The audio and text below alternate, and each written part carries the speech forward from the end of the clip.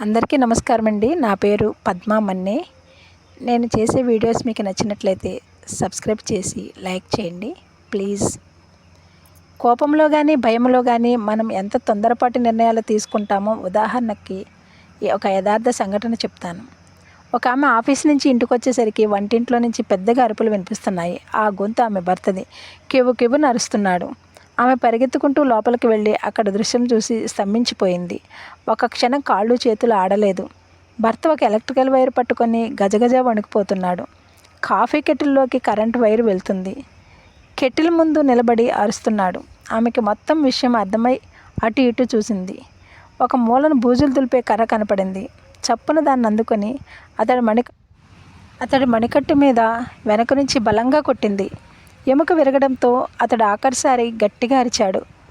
Walkman కింద పడటంతో tape నుంచి వస్తున్న పాట ఆగిపోయింది. ఆమె అతడిని తప్పుగా అర్థం చేసుకుంది. అప్పటి వరకు అతడు టేపులో పాట వింటూ ఊగుతున్నాడన్నమాట. కానీ తన భర్తకి ఏమైపోతుందో అన్న భయంతో ఆమె